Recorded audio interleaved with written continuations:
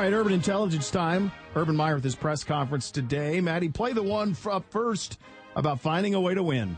This team finds a way to win. I'm very appreciative as a coach. There's a very purpose-driven team that they care about each other. If one side of the ball is not playing particularly well, the other side has picked them up over this last 2 years.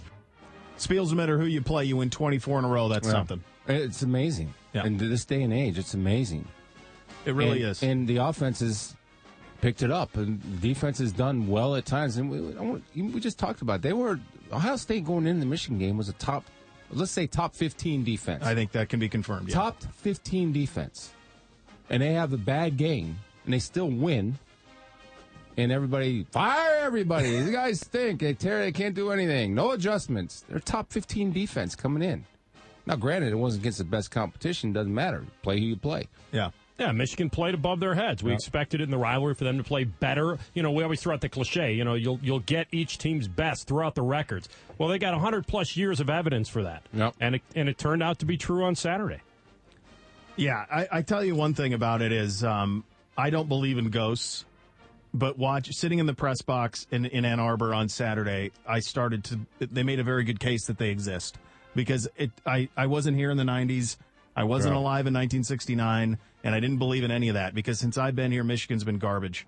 But that was real, and it happened. And sometimes in front of 113,000, there's a lot of Buckeye fans up there, but in front of 113,000 and in the greatest rivalry in all of sports, people rise up. Yep. And they did, and you got to give them credit for it. You should have listened to Spielman on Sports with Anthony Rothman Mondays at noon. You would have known that Devin Gardner, Funchess, and Gallen are players, man. They have players, and I think, to me, Spiels, it comes back to coaching a little bit that they haven't been getting them up every single week. Or the kids weren't responding. I don't know what happened, but I looked at that team, and that team has a lot of talent. That was a different team that I watched against Nebraska, and a different team that I watched against Michigan State. That defines the rivalry. And Bo, to jump off on your ghost question, a 99-yard, 5-yard play, a drive, that brings the ghosts back. That brings the fans up. That was the one thing we talked about was if they were going to stay in that game, they had to believe right away they could be in it. And they did a good job. You know the good thing that Ohio State did, though? Every time Michigan early on did something great, right now, response. Mm-hmm. A response, an answer right away. They did. Yeah. That's Ohio State's offense, man. Offense is as efficient. That offensive line is as good as a unit as any offensive line in the country. I don't disagree with you. They get Michigan State this week, which is very stout defensively, and Mark D'Antonio chomping at the bit to get a shot at Ohio State. Felt they were wronged a year ago, and they played in East Lansing. Here's Urban on Michigan State. As fine a defense as there is in America. Very good players, excellent scheme, well coached. I have not studied their offense a lot. That's usually on Tuesday. I listen to our coaches, and I just look at statistically what that quarterback and the running back and those guys have done. It's game 1 to game 11.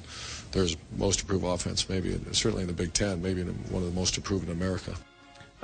Early thoughts on Michigan State. We'll get into this as the game goes along. Defensively, they are as advertised. I think offensively, the one thing that they won't be able to do that Michigan could was mobility at quarterback. Even though Gardner was limited, he still had the threat to run, and that won't be there for Michigan State. It's not as much as what it was. I don't think. Well, maybe you've seen him more than me, Spiels. Correct me if I'm wrong. You think he can take off and pick up some yards? He can get first downs. Absolutely. Yeah. That's something that has got to. If I'm Luke, I'm concerned about him. Now he doesn't like to do it, but he's more than capable of doing it. Okay. And here's just on that for offense defense. This is a good matchup for Ohio State's defense because it's old school. Here we come. We're going to run it with Langford right down your throat, and we're going to find out who's tougher. And we believe Michigan State. We believe we're tougher than you up front, Ohio State. And now if you're trying to compare, you take a look at, who did Ohio State face that's similar to Michigan State? Like if I were doing this game, I'd just watch the Wisconsin game. Right. And Ohio State pretty solid against the run. And it'll help if they get Curtis Grant healthy for this game. Curtis tried to play last week but couldn't go. Right. Now their defense, guys, 11 across. Very, very good. And if I'm Ohio State, I'm going deep balls on them. Not on the outside. I'm attacking the middle of the field deep. That's where I'd attack this team all day long. Hireman and those guys right down the seams. Hireman or inside slot receivers, even outside run posts. Run posts because you're going to see if you put on a Michigan State film, and Pat Narduzzi knows this is coming because this is what they do. Their safeties are playing up there about 8 yards. That's why they're so good. Yeah. Man, they're good. I like this matchup better than I like the Michigan one, ironically. I know that Michigan State's probably a better team collectively. Yep. They're really good red zone defense. I mean, they beat Minnesota 14-3. I mean, they played strong when they had to. Minnesota was in the red zone, and they came. The thing I will give Michigan State is they keep teams out of the end zone. It's been their calling card the last month. They do not let teams score touchdowns. And that's big. And that's what keeps them in games, because if you get into the end zone on them, they can't win a track meet with you. They don't have the same kind of weapons across the board. Lippett's pretty good. Tough matchup, 6'3" guy. Langford's running the ball well. You're right. They're old school, but they've got to beat you in a grudge match. They cannot beat you in a track meet. And in Indy, it's going to be a nice, fast track. They don't want to get in a track meet either. They want a slugfest.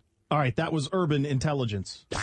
Urban Intelligence. Each Monday right after the Urban Meyer press conference. Brought to you by your local Nissan dealers. Sports Radio 97.1 The Fan. 821-9710 is the phone number. Urban Meyer made no comments on the BCS right now. Gene Smith hasn't either. I think that's the right call. We'll tell you why. We get to your calls on it as well. We do so at 1:34. Bishop and Rothman, 97.1 The Fan.